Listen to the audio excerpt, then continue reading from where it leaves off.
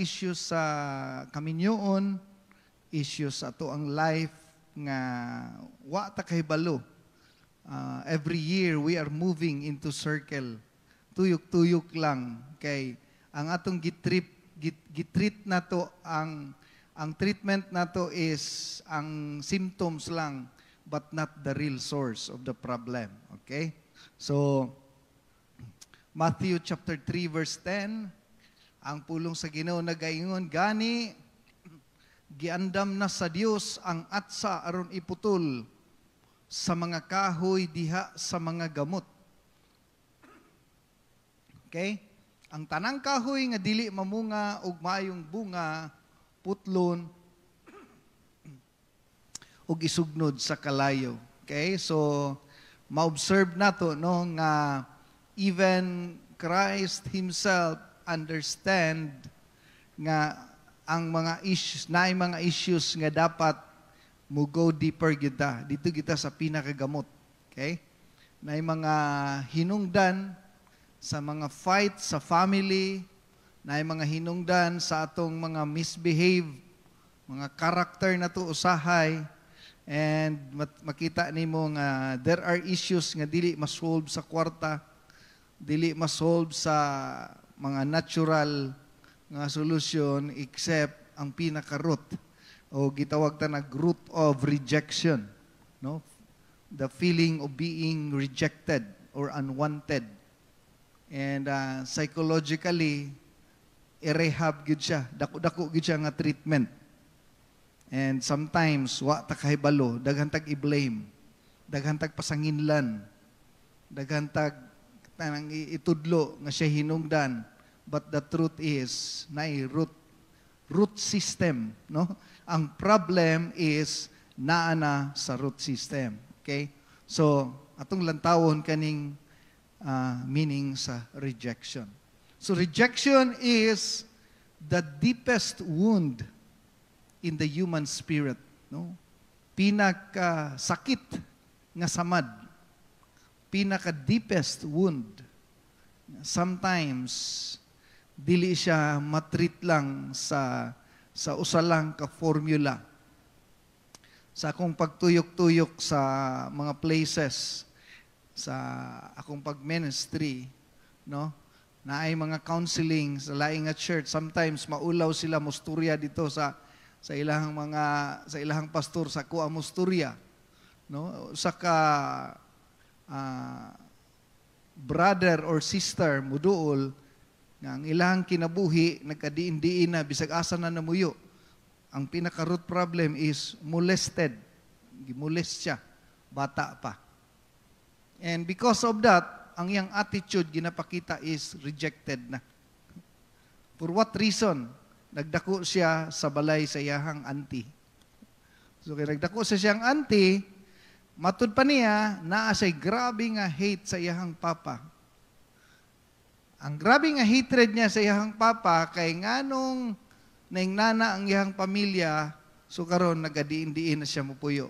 So nanay, grabe nga rejection. Dili ingnana kadali, mahil ang wound. Proverbs 18:14, the spirit of a man will sustain him in sickness, but who can bear a broken spirit? Broken spirit, lisod kayo na. No, daot ang espiritu. And some of us here, naapay broken spirit. Nga, bisan pag, this is not connected to our salvation. Ha? Dili ni connected sa ato ang pagka-secure diha sa Ginoo. Pero mao lagi na, during sa atong pag-serve sa Ginoo in this present life, daghang mga burdens, nagakarga tag baggage nga until now. That is why the truth shall set you free. People perish because lack of information, lack of knowledge. So sometimes, naata diri nangalagad ta sa Ginoo, but we are gitawag na to in bondage of the spirit of rejection. That is why atong isgutan is uprooting. Unsaon pag-ibot sa rejection? The opposite of rejection is acceptance. Unsaon nimo nga ma-overcome ang rejection by replacing acceptance. Kabalo biya ta sa law of replacement. Dili ka ma-change unless walay mag-replace. Okay? Ang problem sa tao karon mangigala is not sin. Ang problem sa tao karon, what will replace? Because the only solution for sin is replacement. In the same way, ang pinaka-cure sa rejection is acceptance. So ato ta sa common root cause. Unsay root cause? Atod pa, no, unwanted child from the womb, which is commonly diha kita na nagsugod. Okay? Most of us daghan sa tuwa naga-suffer ana, no, unwanted child. Nga sa tiyan pa lang daan naka-feel na ang baby nga he is not accepted. He or she is not accepted. Dili na siya accepted sa family. Especially magdako sa laing tao, wala na ang rejection. Okay? And samtang naminaw ko sa series ni Pastor Greg Mitchell, no? Kuan siya, matud pa, dako kay siya nga issues, dako kay siya kalambigitan sa ato ang Christian life. Even sa ato ang finances, even sa ato ang relationship, nga dapat daw ang mga Christian makasabot. Because the only thing nga ma-overcome nato ang rejection is to identify, to acknowledge, and to recognize. Once ma-acknowledge, once imong ma-identify nga naa ka na, once imo nang i-recognize, dili lisod ang process, no? Dili lisod ang process. Okay, so a child who does not receive manifested love and affection.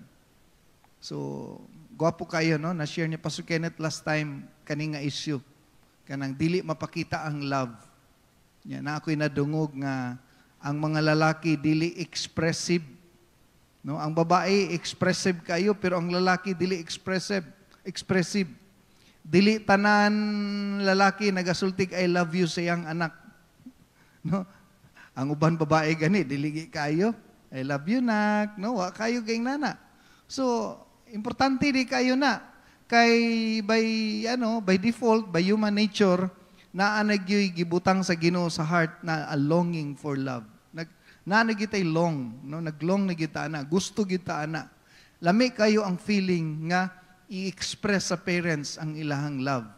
Unya, makatunong pa jud kag irresponsable, no? Mas love pa niya ang manok. Mas love pa niya gastuhan ang manok sa gi-share ni Pastor Ernie, no? Ang uban mas naapay time sa iro. Masuroy pa nila ilang iro dito sa kalsada para ikalibang, no? Pero wag niya nasuroy ang anak. No? Pero iyang iro kada buntag i-maintain ginya patuyokon sa ilang compound ang iyang iro. No? Mo na yung ubang anak may pay na iro na lang ko. No? Kay walay ka ng manifested love and affection. So, kung dili mag-recognize ang parents, dili recognize ni sa parents sa ilahang gitawag nato nga mga wa na diskubrihan ba, uy, mauday ni. Dapat i-work out gid na siya sa parents. No? Tawagan, kumustaon, i-date usahay, kaunan usahay, manggawas usahay, magruhas-ruhas pud pag nighttime. Kung way budget, dado ng kaldero, kaon-kaon dito sa kilid-kilid, sugba-sugba ginagmay, at least maka-feel ang love, no? Two most powerful force on earth, love and lust. Dapat kana nga force is even sa family, ano gina siya. No, i-fight gina siya nato. So, importante kayo na. Lack of love and acceptance from parents, commonly, no? Kulang og love and acceptance. So, ang family is the foundation, no? O kung ang family, di mo makuha ang love sa family, mo nang kuhaon ang love sa gawas. According sa pagtuon, no? Particularly, lack of love from a father. Mo din ingon sa Galatians 4:6. Nga mo call out tag Abba, Father. Naagid ay longing sa tao nga nangita pod og Father's love. Okay? So ang Father's love, the missing ingredients in the home. Ang wala na kaayo na practice, wala na kayo na exercise, ug importante kaayo nga ang Father magpakita og expression of love. And that is why ginatudluan ta, gina-inform ta. No?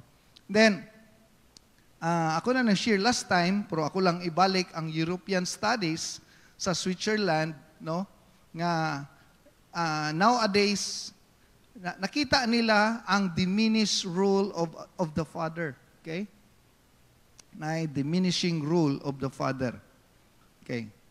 According din 95% sa tanang layas gikan sa fatherless home. Okay?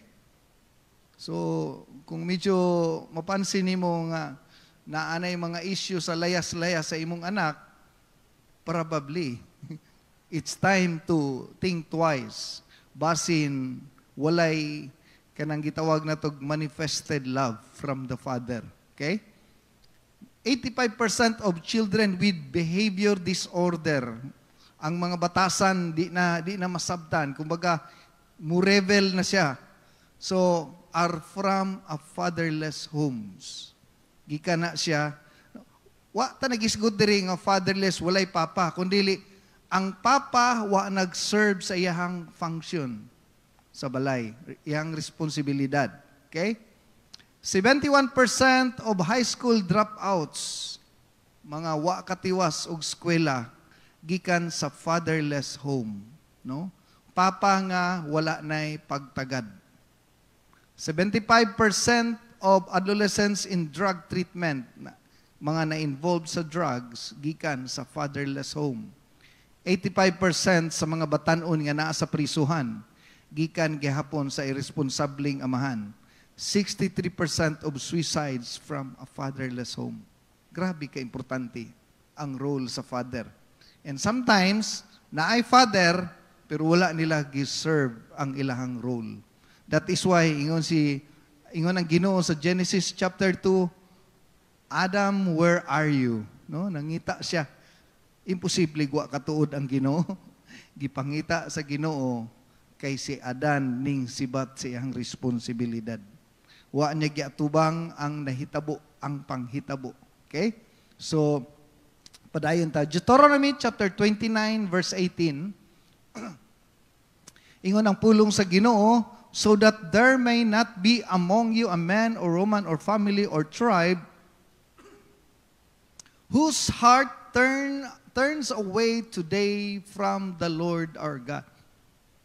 So pwede dahil nga naata diri pero ang atong heart layo na sa Ginoo. Okay? Mo connect na siya sa Matthew 15:8. Okay? To go and serve the gods of these nations, and that there may not be among you a root-bearing bitterness. Root-bearing bitterness. Gamot nga naay hilo. No? Ang ubang term gigamit wormwood. Okay? Kanang bitter ang tao because feeling rejected. Okay? So ang wormwood, una, pag mapuison ka ana, di pa ka mamatay, ang unang igon niya mabuta. No? Dili na siya kakita, blurred ang iyang vision. Meaning, no, nga hinay-hinay ginapoison ang imuhang destiny. Hinay-hinay ginapoison ang imuhang dalan sa kinabuhi kay di nakakakita, mawala na ka. Okay? So there are roots.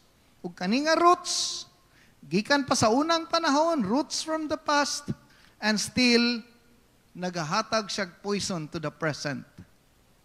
Until now, ang uban sa tuwa, gabitbit sa root of bitterness. And that bitterness is connected to rejection. Okay?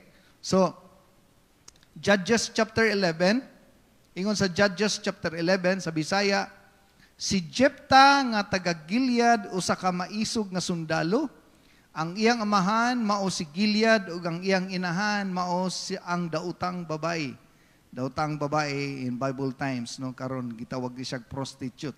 Si Gilead may lain usab nga mga anak sa iyang asawa ug dagko na ang iyang mga anak dagko na ang iyang mga anak gihinginlan nila si Jepta o giingnan, wala kay mapanunod sa atong amahan kay anak aman sa laing babae. So si Gilead nagdako nga rejected. Si Gilead, dili na siya accepted.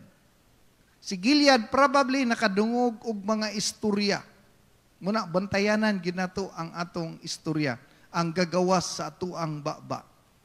While naminaw ko sa revival with Pastor Ernie, no?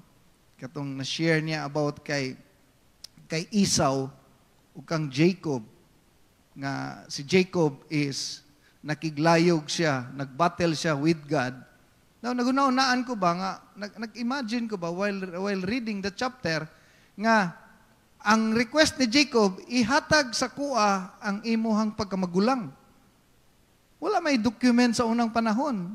Wala may kanang letter of, kanang memorandum of agreement nga, sugod karon ako na ang manghud, ikaw na ang magulang. No? Wala. Di ba, sa Bible times, ningon si Jacob, sige, pakanon ta ka. O si pastor ba, mamatay ba yun ka, di ka kakaon? Meaning, no? Nganong si Jacob gibless sa Ginoo kay hunger siya sa promises sa Ginoo. While si Esau is nagabaliwala sa promises sa Ginoo. Gwapong application.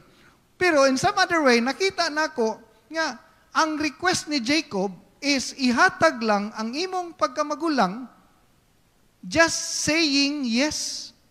Uyaw, ano? Ang power of words. Igo lang kamingon. Sige, pwede, sige, hatag ko ning pagkaon sa imo. In exchange, ako ni magulang. Ang iyang tubag, sige. Okay. Simple word, but it changed their destiny. Kuyaw kayo ang power of words. No? Tungod lang sa istorya. So, mao ni si Gilead. Anak man kasagawas, wa kay madawat. Simple word, but nakaguba sa life ni Jephthah. Usahay di ay, delikado kaayo. Nakamet ko usa ka brother this week lang. No? Since 2017 until now, matod pa niya, naa siya'y hatred sa usa ka brother pod nga joke ra daw nga giingnan siya og naong kag kwarta. Simple word. Pero nagmulto sa iyang life. Naglisod siya pasaylo. Iya dang itry og reach out ang brother. Unya, pag try niya reach out, naglisod siya overcome. Sa simple nga word, naong kag kwarta. Kita ba mga parents, ang rejection ba magsugod sa tuwa ba?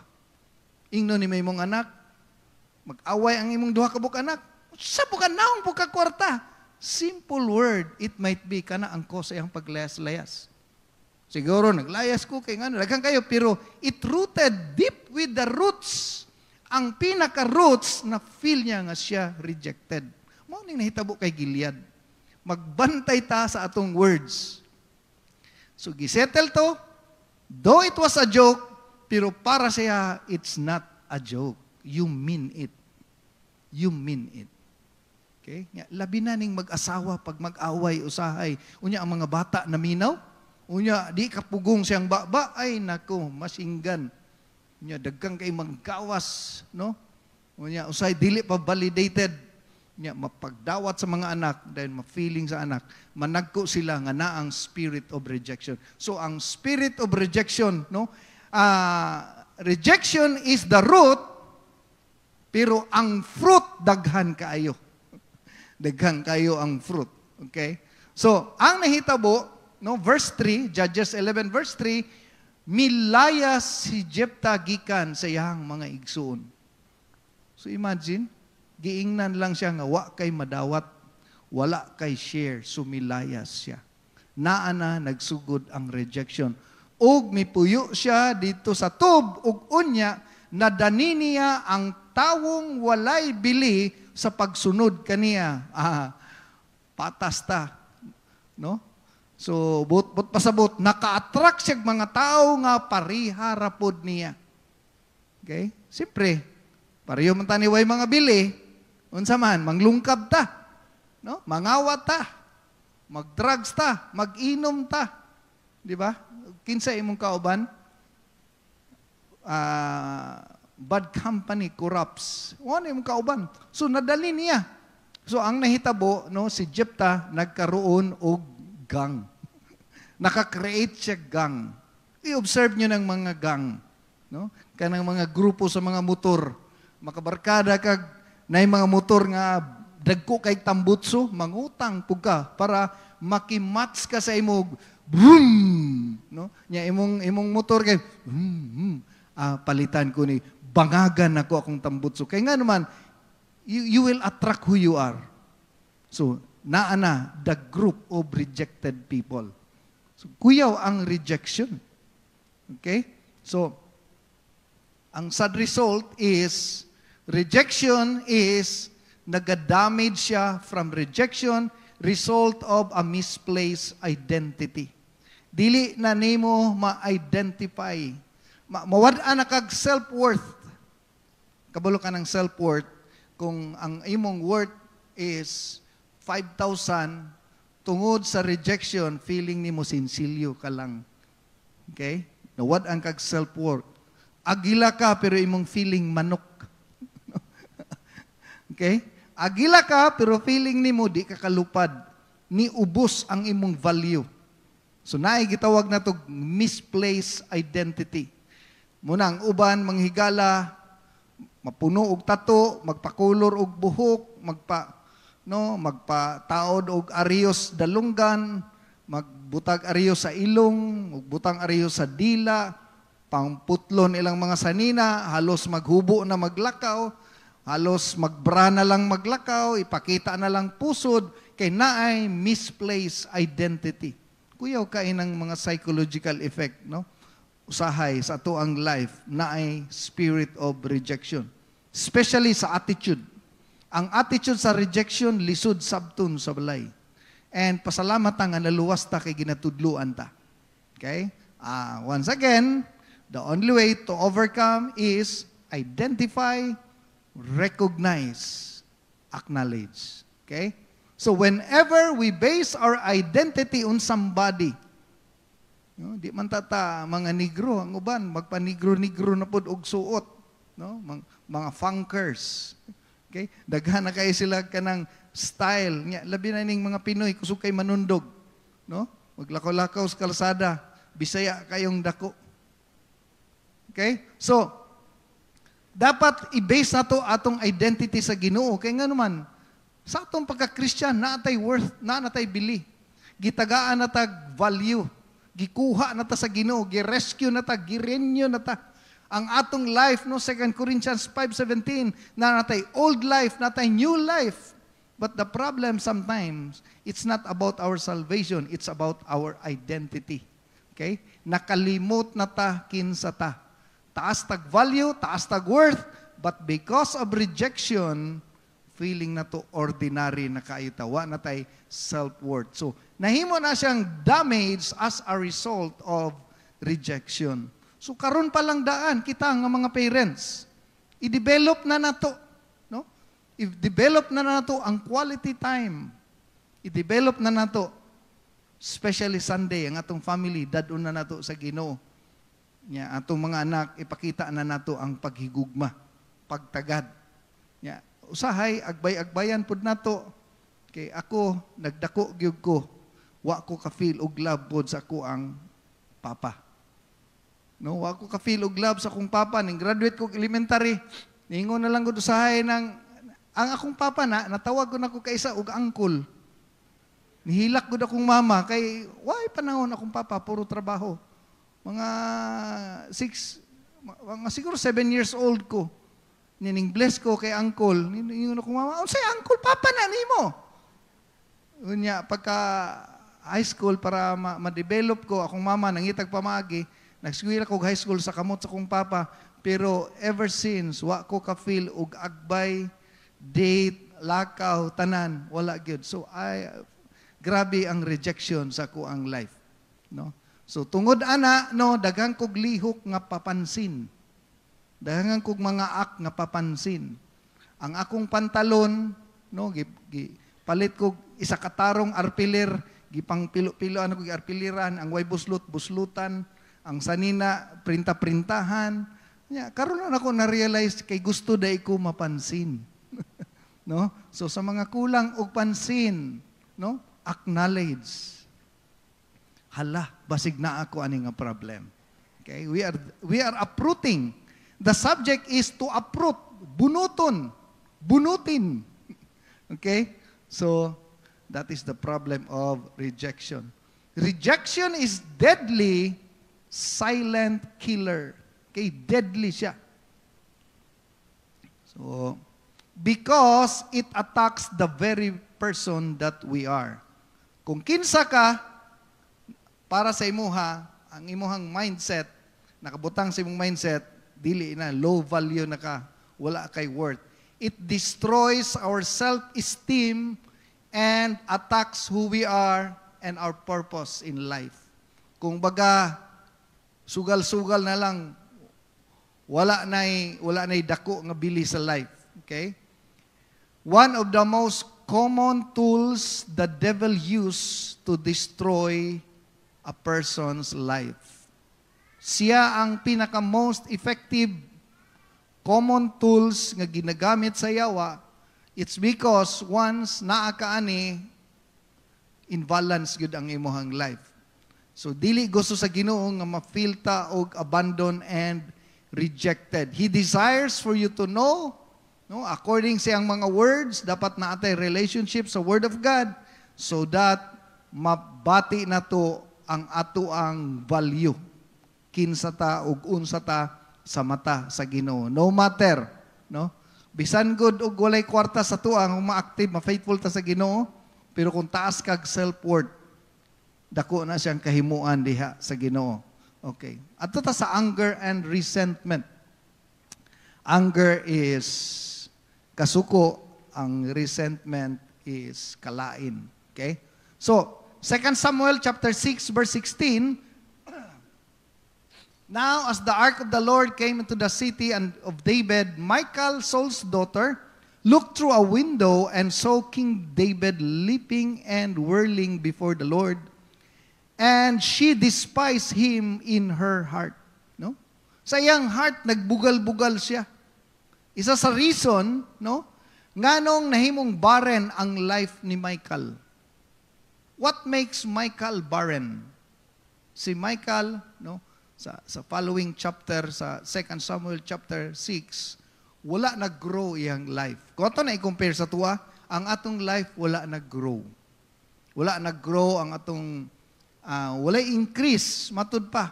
Wala nag-grow sa relationship, wala nag-grow sa family, wala nag-grow sa Ginoo in every aspects.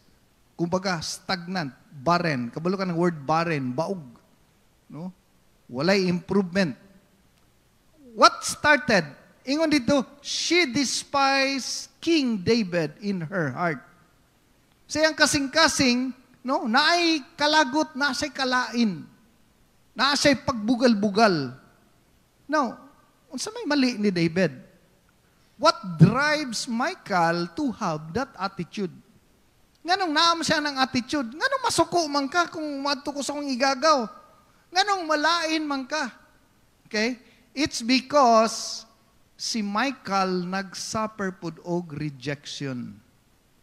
Kabalo ba yata sa authoritarian spirit ni King Saul, gihimo ba siyang reward?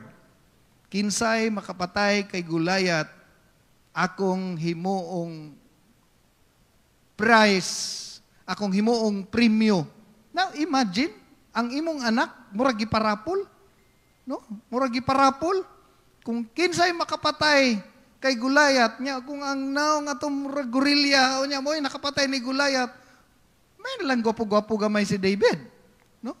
So, wow, mantakitang David, no? Pero dawat-dawat na lang siguro. Pero unsa kay feeling ni Michal nga gihimo lang siyang prize.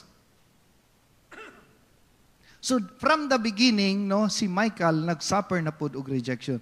And for that reason, naa siya'y anger and resentment.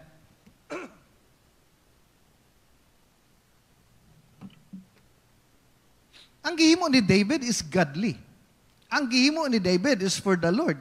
Ang Biblia nagaingon, David was dancing in the presence before the Lord. So makita nato nga in spite of that, naay jealousy, naay anger, and naay resentment. Okay?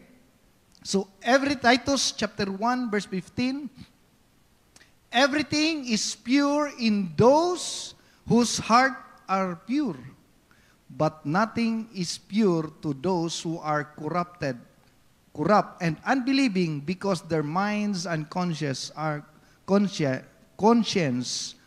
corrupted. No? Everything is pure to those whose heart is pure. Once ang imong heart pure, di ka nagdautan sa tao. Amen ba? Pag once ang imong heart right atubangan sa Ginoo, no matter how evil the person is, dili nimo hugawan. It's because kabalo ka sa iyang word, kabalo ka sa imong word, Ginoo na nahibalo siya. Everything is pure to those whose heart are pure. So ayaw pagunahon nagdautan. Ayaw pag-isip og dautan. Okay? But nothing is pure to those who are corrupted and unbelieving. So, probably si Michael was corrupted, daot na ang iyang spirit. No? Mato pa sa itong gibasa ganina, no? Who can stand sa broken spirit? So, deadly kaayo ang rejection. It's because daghang marriage karon nag-suffer nga wala nag-acknowledge ani. Dapat kabaluta mo acknowledge ug mo identify. Every time masuko ta sa atong bana, every time masuko ta sa atong asawa, every time magbugal-bugal ta sa atong bana or sa atong asawa, naadayoy kanang gitawag nato kanang evaluation ba? Nganong nasuko man ko? Wa may mali siyang gihimo. No? Kay kung dili ta mo recognize o di ta mo acknowledge, no? You cannot conquer what you don't recognize. Dapat mo recognize ka, ako'y naay problema. Okay? So, mao na ang nahitabo manghigala kang Michael, and as a result, ang rejection, nag-corrupt kang Michael, and nahimo siyang barren for the rest of her life. Wa gyud katubo. Nahimo gyung unfruitful ang iyang life. Okay? So, according ni Pastor Greg Mitchell, daghan kaayo ang fruits nga nahimong outcome from the roots. Pero naay mga selected a few nga atong gikuha, no? Do di man nato ni makuha tanan. Okay? Number 1 is rebellion. Okay? One of the sign that you are rejected. Rebellion is you are always against. Okay? Fabricated personalities. Meaning nagakupya-kupya ka og personality sa uban nga dili ikaw. Okay? Nahimo kang kanang nagmaskara, magpaka-act ka nga dili ikaw. Mo nang fabricated personalities. Being somebody you are not in order to be accepted. Okay? So mo na nga isa na siya sa mga bantayanan. Then, ikatulo, the tendency to reject others. Kusog kay ka mo reject pod sa ubang tao, it's because, in the first place, kay nahadlo ka, kay tungod ikaw rejected pod. Okay? Dapat, dili ka maisahan. Dapat ikaw mag-una. Kay basig inyag ikaw na pod one day. Ikaw pat is the need to fit in or to be accepted. Ipugusti mo imong kaugalingon nga dili ka diha. Okay? So, magpadato-dato ka, bisag di ka dato. Magpalit-palit po kag mga latest gadget, mangutang jud ka, bisag di nimo kaya, isa na siya sa mga sign sa naa kay rejected spirit. Acknowledge lang tapod, no? Ay lang tagtabang sa Ginoo. Okay? May dili na ako dili na ako. Okay? Self-pity, no? Maluoy kasi mong kaugalingon.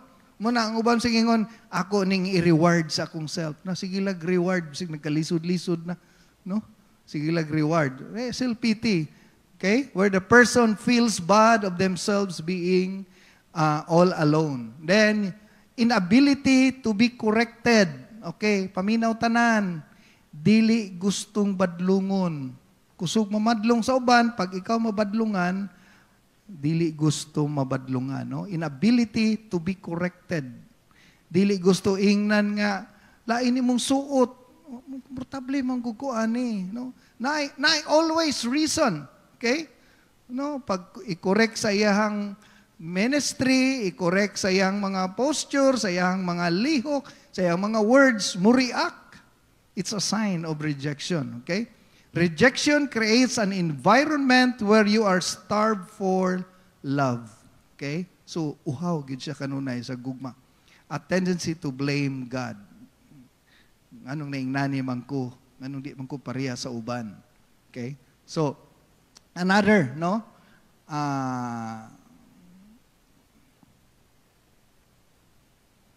Next slides.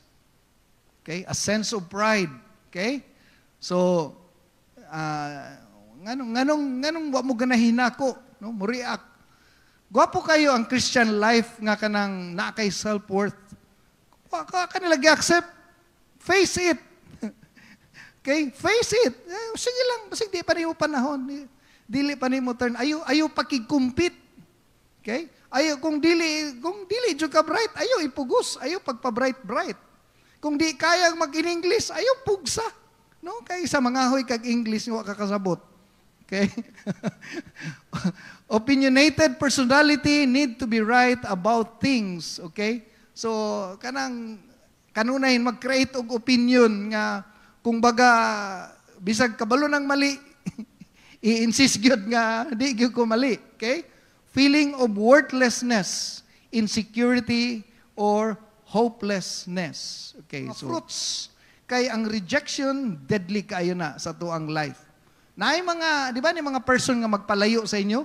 It's because you act as rejected. Okay? Na act nimo nga mura ka gi-reject, feeling nimo nga mura wa ka gidawat.